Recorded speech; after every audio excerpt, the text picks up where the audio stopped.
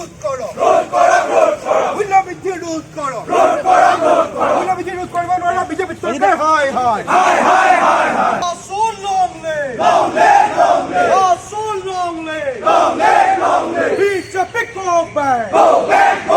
BJP come now.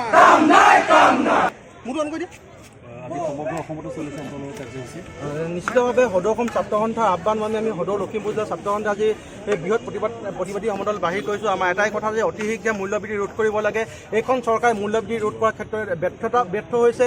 এই চৰকাৰখনত এটা যোগান বিভাগ আছেনে আমাৰ সন্দেহ হৈছে আৰু এই সন্দেহ আৱৰ্তত আছোঁ। প্ৰতিদিনে মূল্যবৃদ্ধি যেনেদৰে মূল্যবৃদ্ধি বাঢ়ি গৈ আছে তেনেদৰে মূল্যবৃদ্ধি কিন্তু হ্ৰাস হোৱা পৰিৱৰ্তন দেখা নাই। গতিকে আমি ছাত্ৰ সন্থাই আমাৰ দাবী আজি ৰাজপথত আন্দোলন কৰিছোঁ যে আমাৰ যিসমূহ সাধাৰণ জনতা আছে সাধাৰণ জনসাধাৰণক এই কেনেদৰে সকাহ প্ৰদান কৰিব। এফালে তেওঁলোকে হিতাধিকাৰী সৃষ্টি কৰিছে, এফালে তেওঁলোকে মূল্য বৃদ্ধি কৰি তেওঁলোকে সাধাৰণ জনতাৰ মাধমা উঠাইছে। গতিকে আমি চৰকাৰখনক দাবী জনাব বিচাৰিছোঁ অতি শীঘ্ৰে মূল্যবৃদ্ধি ৰোধ কৰিব লাগে। এই চৰকাৰখনৰ এই অৰ্থনৈতিক ব্যৱস্থাটো আমাৰ সম্পূৰ্ণভাৱে হ্ৰাস পাইছে। অৰ্থনৈতিক ব্যৱস্থা ম্লান হৈ পৰিছে যেনেদৰে তেওঁলোকে মূল্যবৃদ্ধি কৰিছে। এফালে তেওঁলোকে চিণ্ডিকেটৰ ৰাজ চলাইছে আৰু এফালে বজাৰত দেখিবলৈ পোৱা গৈছে যে যিসমূহ সাধাৰণ বেপাৰী আছে এই বেপাৰী বনিয়া গোষ্ঠীয়ে তেওঁলোকে নিজা ইচ্ছামতে তেওঁলোকে মূল্যবৃদ্ধি যেনে প্ৰতিদিনে এটকা দুটকাকৈ আলুৰ কেজি, পিঁয়াজৰ দাম, মিঠাতেলৰ দাম, গেছৰ দাম অত্যাধিক হৈ গৈছে। সাধাৰণ জনতাই কেনেদৰে এইখন অসমত বসবাস কৰিব।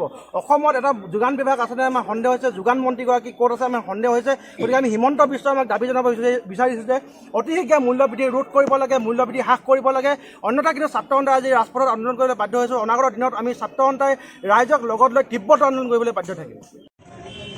হয় যে আমি সদৌ অসম ছাত্ৰ সন্থাৰ আহ্বান মৰ্মে আমি সদৌ লখিমপুৰ জিলা ছাত্ৰ সন্থাই লখিমপুৰ নগৰৰ মাজমজিয়াত প্ৰতিবাদী কাৰ্যসূচী গ্ৰহণ কৰিছোঁ আৰু এই প্ৰতিবাদী থলীৰ পৰা আমি অসম চৰকাৰ তথা কেন্দ্ৰীয় চৰকাৰক আমি দাবী জনাব বিচাৰিছোঁ যে তেওঁলোকৰ যিটো যোগান বিভাগ আছে এই যোগান বিভাগটো সক্ৰিয় হৈ আমাৰ সাধাৰণ জনসাধাৰণে ক্ৰয় কৰিব পৰাকৈ আমাৰ যিসমূহ আমাৰ অত্যাৱশ্যকীয় খাদ্য সামগ্ৰী আছে, ইন্ধনজাত সামগ্ৰী আছে, প্ৰতিটো সামগ্ৰী প্ৰতিগৰাকী ব্যক্তিয়ে ক্ৰয় কৰিব পৰা ধৰণৰ যাতে মূল্যলৈ তেওঁলোকে হ্ৰাস কৰে সেই ব্যৱস্থা গ্ৰহণ কৰে আমি অসম চৰকাৰলৈ আমি দাবী জনাইছোঁ। আৰু ইয়াৰ লগে লগে এটা কথা ক'ব লাগিব যে আজি সদৌ অসম ছাত্ৰ সন্থাৰ আহ্বান মৰ্মে আমি প্ৰতিখন জিলা সদৰত এনেধৰণে বিক্ষোভ কাৰ্যসূচী প্ৰদৰ্শন কৰিছোঁ।